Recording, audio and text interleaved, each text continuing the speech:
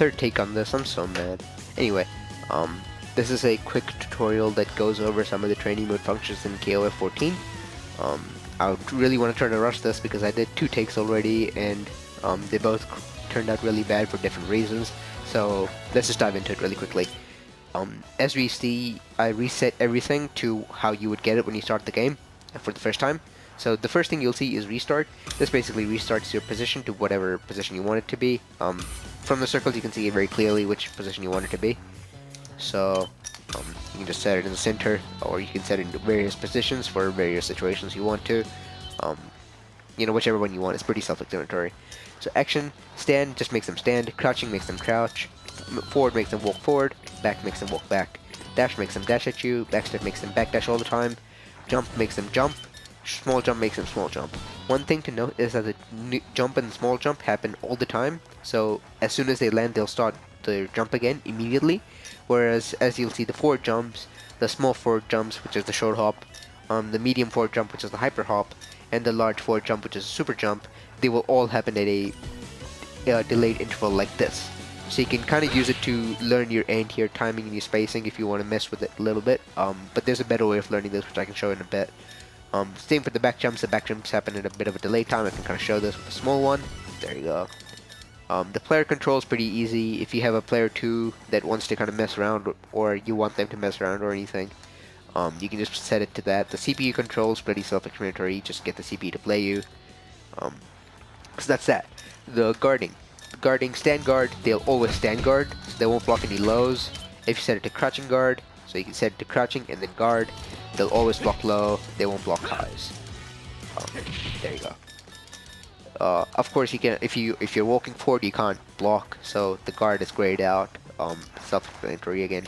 Crouching guard, all this means they'll block anything, even though, like, if this is an overhead and if they were set to crouching guard, they wouldn't be blocking this overhead. And as you can see, they're blocking it.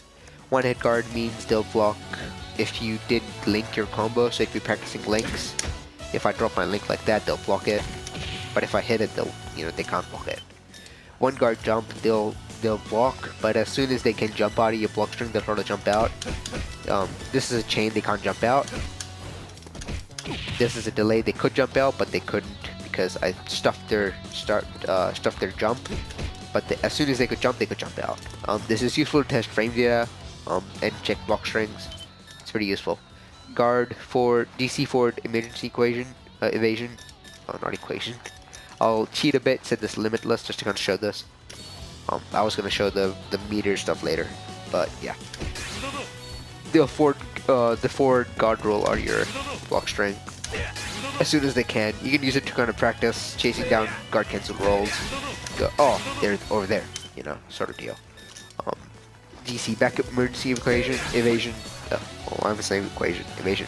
The back roll out of your block string, or the first thing they block, they'll like back roll out of it. Guard cancel blowback. They'll guard cancel blowback.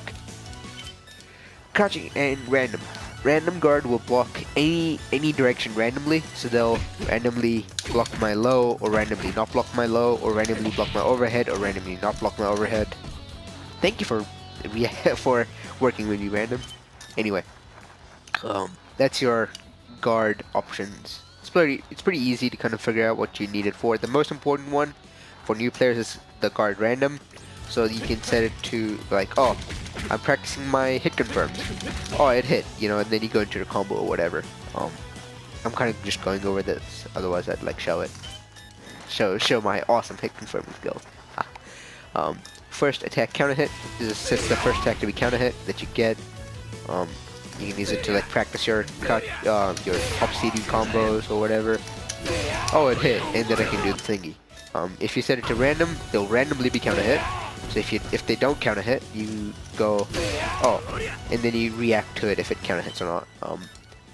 Recovery. This is basically tech roll. If you have it off, then they won't tech. If you have it on, then they won't tech. If there are untechable moves like this one, they can't tech it, so they won't try to. I mean, they can't tech it, so there will be no tech. So you can use that to kind of check if there's a techable knockdown or not. Always keep this on. Just if you're like just going through training mode options, always keep this on. It's always useful to have this on. because there are too many things. There's like some things they might combo if they don't recover, or you might go, oh, that's a really cool safe jump setup, but they can just recover out of it. Key data. This is basically your input display. I don't have the code on that shows you the input display with the timing and whatnot. I don't know how to do it. I might try to find it and then put it in the description. But basically that's what it is. It basically shows you your inputs. La la la la la la. You know, it shows you if the button is held and you turn it to some motion, which is pretty cool. I always recommend games do that. Always keep this on as well. It doesn't hurt to not have it on. Attack data. This is basically how much damage you've done, the total damage, the stun each move does, and the total stun that's on your opponent. Again, pretty self-explanatory. HUD display. This is basically the life bars. If you wanna do this and then hit triangle to hide the menu, you can take some cool screenshots, I guess. But I don't care about that, so I wouldn't. You know, that's not why I do things. Whatever. Anyway. Touchpad functions. If you have a stick that has a touchpad on it, or you play on a pad, you can use it to reset whichever place you want. It's basically the same thing as the restart, except you don't have to go into the menu to do it, which is pretty handy. And I really wish the PS3 Legacy had some options to do that, because I use it, but it doesn't have it. So, oh well, can't complain too much. Anyway. So this is the, oh yeah, you use L1 and R1 to scroll through the different pages, by the way, in case you didn't read the thingy on the bottom. But in the pause menu, now we have the power gauges and the different gauges and the stun level and all that sort of stuff, which is all pretty interesting. So the power gauge, you can set it to 1, 2, 3, 4, 5. You can set it to all of these, and they will stay there, so they won't refill back to the number, to the amount you had, which I can show by doing this. And I've spent my 1 bar, and instead of going back to the 5 bars like it would in some other games, it just stays at the amount I had set, and now it doesn't try to change it or anything, which is pretty useful. When I try to do training mode stuff, I usually just keep it at 0, or I keep it at 1, or I keep it at 2 for how much, if I'm practicing a specific combo, I just keep it at that amount. But usually I keep it at 0. The best use is that it just, like, it'll show you how much meter you've built during your thing. Same thing for your opponent with the 2P power gauge. If you're practicing, like, trying to deal with block strings or anything like that, you should, dealing with like guard cancel blowback like we were doing earlier, or guard cancel other stuff, keep it at limitless. They will never run out of meter, which is the basic principle of it.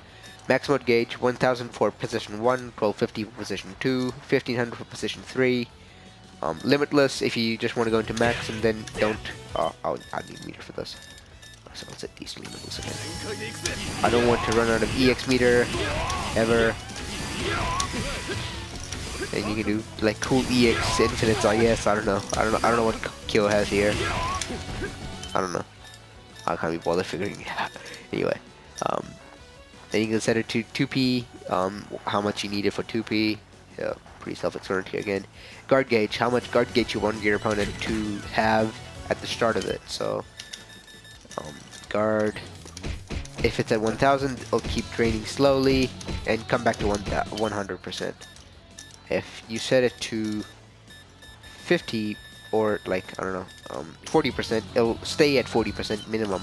So after that, it'll start going down.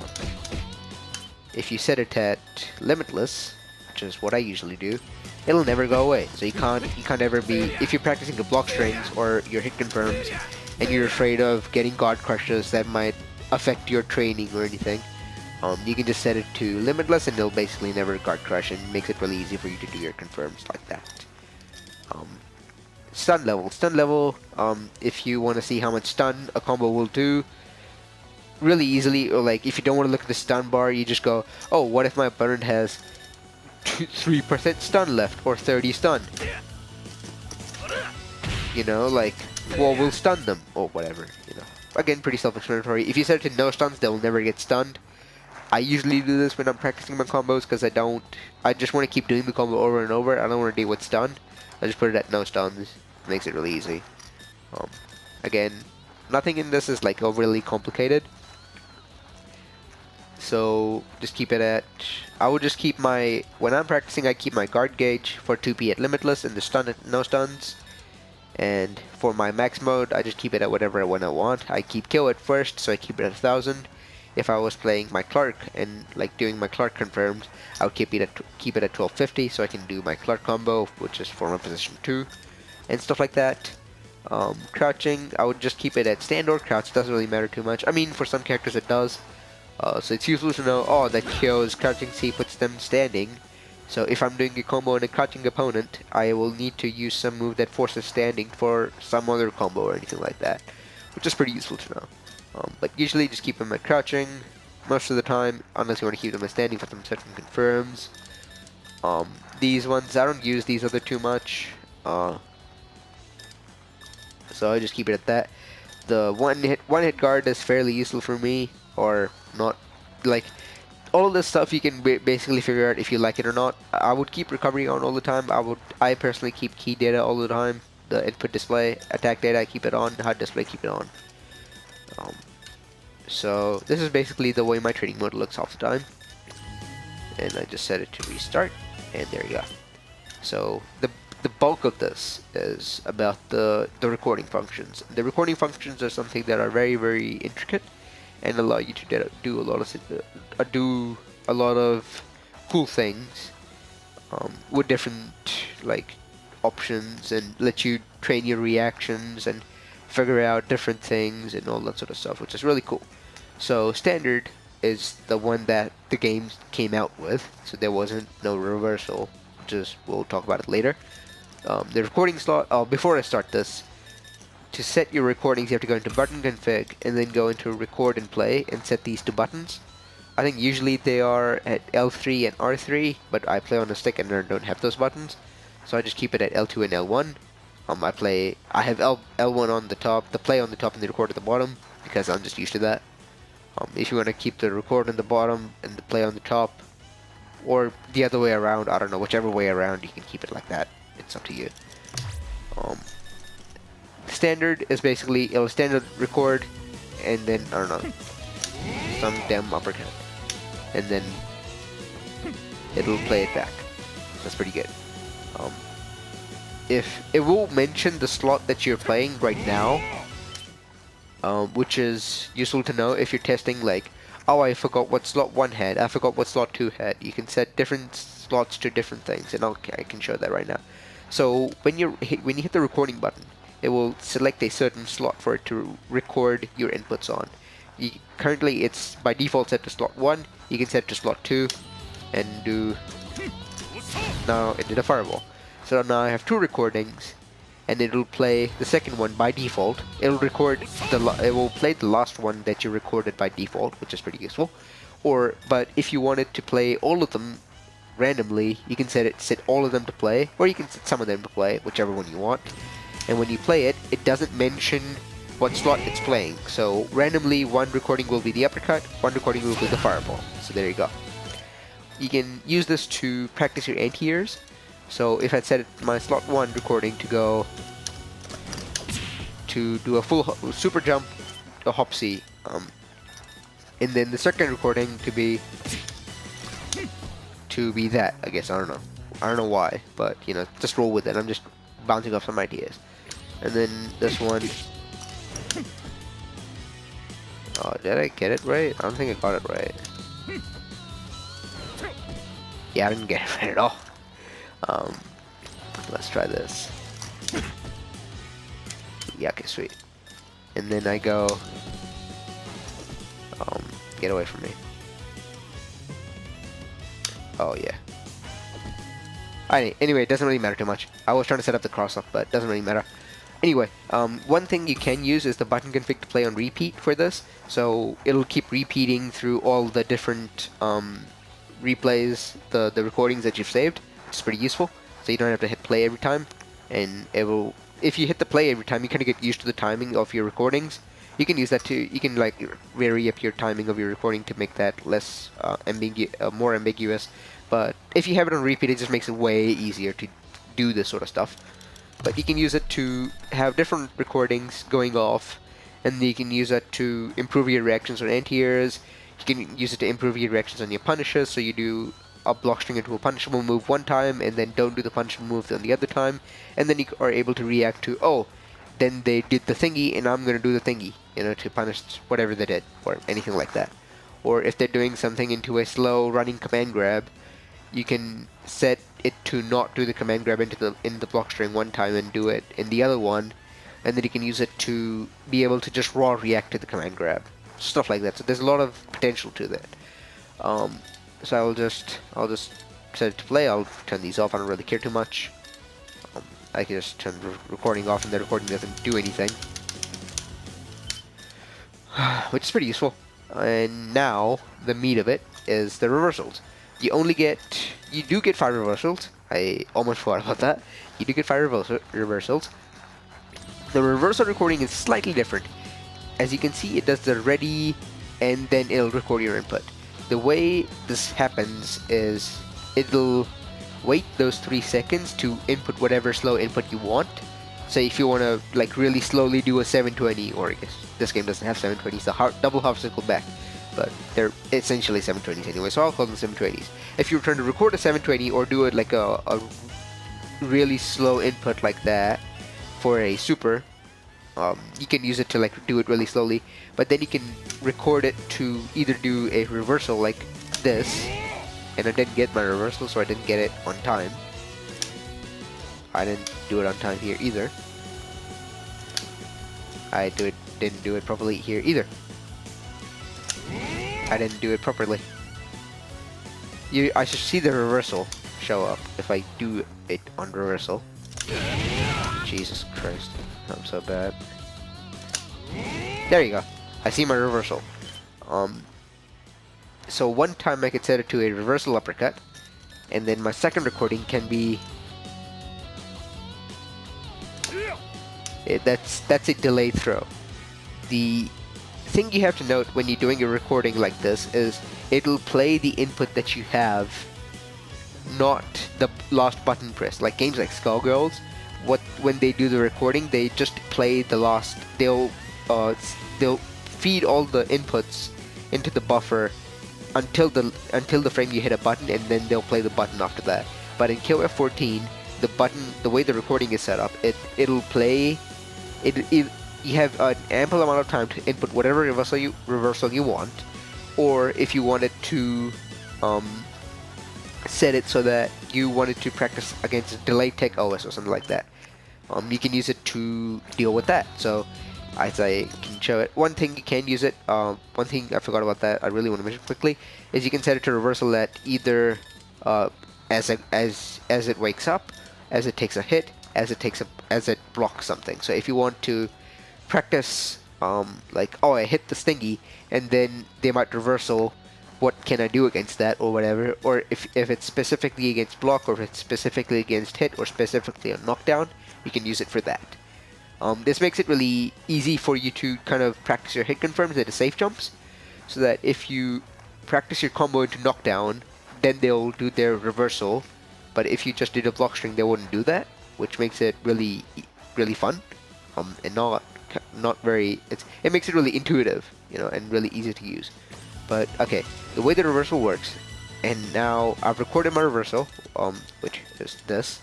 So I have my reversal playing, which is my uppercut, reversal uppercut, and it's set to all for now to make it really easy. And now I have to hit the play button, and now it's set to do the reversal at any point that the game thinks like I should be able to do a reversal. So I'll do a crouching light kick, and it'll do a reversal uppercut. I'll throw it down, and then it'll do a reversal uppercut. Or if I set it to block something, it'll do a reversal uppercut. Or it'll do the other one, as I can set it to do this one, this way. So now it'll try to do the delay tech. It's still at all reversal, so at any point it will try to do this reversal and put that I've fed it. So I've tried to... So did the delay tech. Obviously I didn't do it properly, as it isn't, you know, trying to tech it properly, because I haven't done the timing yet. I haven't done the timing very well.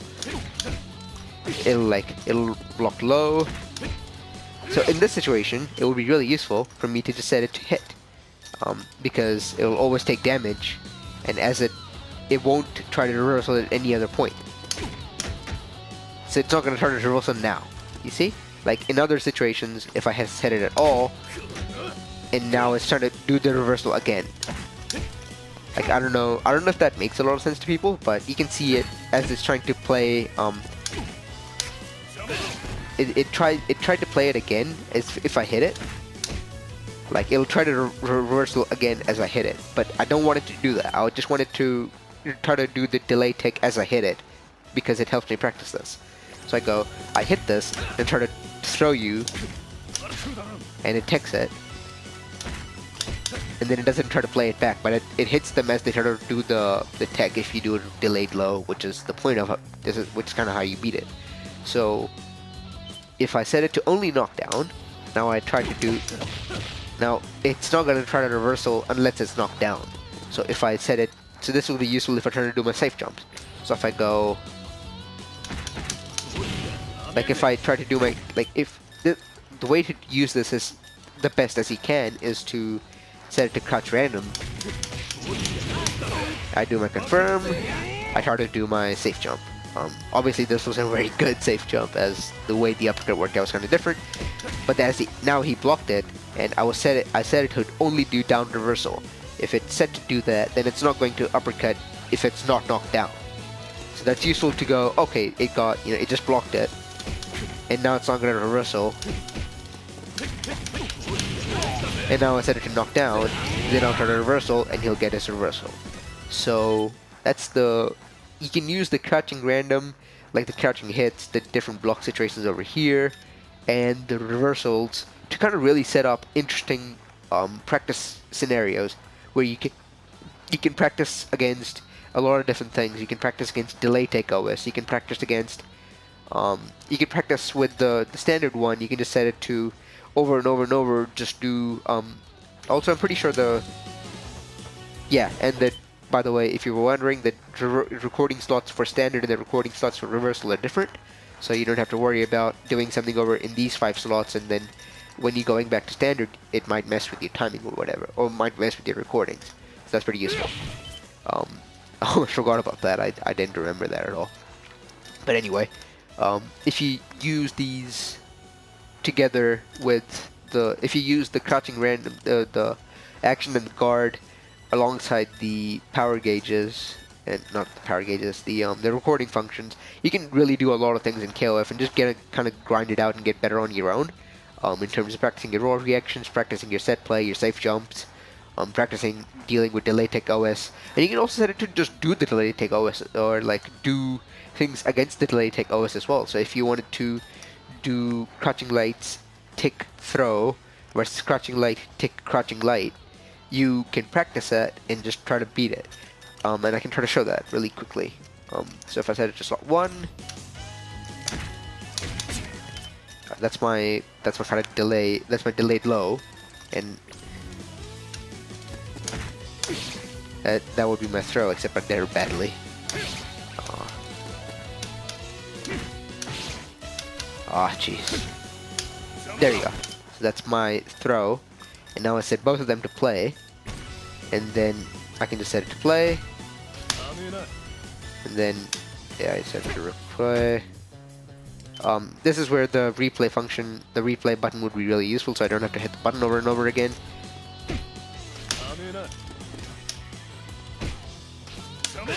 Jeez. So there you go. I mean, I'm not really good at it, but you can use it to practice your a lot of different things, really. So that's kind of the point of what I wanted to kind of explain. So hopefully that was short and concise. I don't think it was actually, but hopefully it kind of shows you a lot of the things you can do in the KoF14 training mode, which is really good. It's missing a few things like frame data and hitbox display, but it's got random recordings. It's got reversal playback.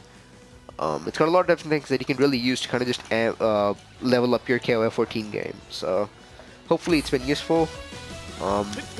Practice your combos, practice your knockdown setups, practice your safe jumps, practice your tick throws, practice your option selects, practice dealing with option selects, practice all of that. Practice anti-airing, which is really important in this game. And if you practice all of that by yourself, you don't really need to find opponents as much. I mean, of course you do need to find opponents, but it makes it so that, like, if you can't find anybody or your internet doesn't work, you can still practice the game and still stay sharp. And hopefully this was useful, and see you guys later.